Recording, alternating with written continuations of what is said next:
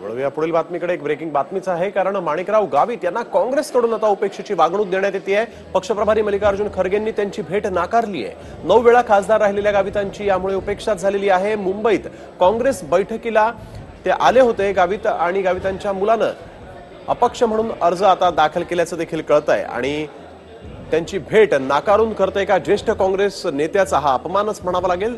या संदर्भातली अधिक माहिती घेऊया आमचे प्रतिनिधी सुनील काळे यांच्याकडून। सुनील, आपण बघतोय की माणिकराव गावित काँग्रेसचे सगळ्यात ज्येष्ठ नेते आहेत, 9 वेळा खासदार होते आणि त्यांनाच अशी वागणूक मिळतीये।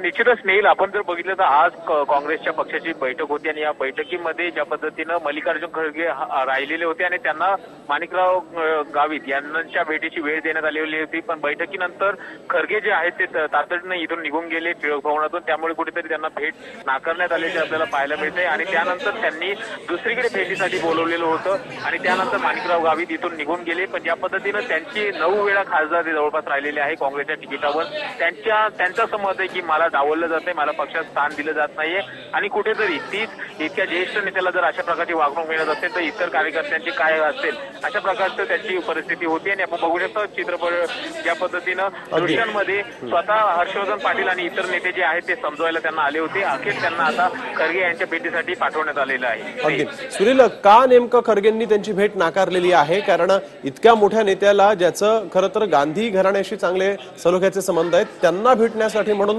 खरगे असतील किंवा इतर काँग्रेसचे ज्येष्ठ नेते असतील ते जर कधी नकार देत असतील तर नेमकं कारण काय? त्याच कारणाचं खरं तर माणिकराव गावित यांना सुद्धा उलगडा झालेला नाहीये, कारण की माणिकराव गावित हे सकाळीच या ठिकाणी 11च्या सुमारास टिळक भवन दिले होते। जरी सुद्धा काँग्रेसच्या ज्येष्ठ नेत्यांची बैठक चालू असती तरी सुद्धा माणिकराव गावित यांना थांबवून ठेवण्यात आलेलं होतं, त्यांना वेळ दिली गेली होती आणि खरगे यांच्याकडून जी वेळ दिली गेली होती तरी सुद्धा माणिकराव गावित यांना न भेटता खरगे या ठिकाणाहून टिळक भवनातून बाहेर निघाले आणि तातडीनं मुंबईच्या जे एमसी आहे त्या ठिकाणी तिकडे गेले आहेत आणि त्यामुळे कुठेतरी माणिकराव गावित आणि त्यांच्या कन्या ज्या आमदार आहेत निर्मला गावित या सुद्धा त्या ठिकाणी होत्या आणि कुठेतरी अन्याय होतोय अशा प्रकारची भावना त्यांच्या मनात आहे। अगदी धन्यवाद सुनील, तुम्ही दिलेल्या सविस्तर माहितीसाठी।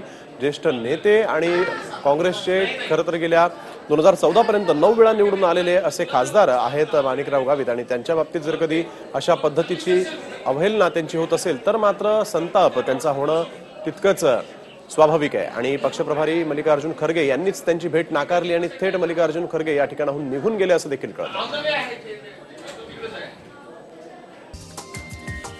हा व्हिडिओ तुम्हाला आवडला असेल तर असे आणखी व्हिडिओ पाहण्यासाठी TV9चं YouTube चॅनल सबस्क्राइब करा, बेल बटन दाबा। ताज्या घडामोडींसाठी लॉग ऑन करा tv9marathi.com।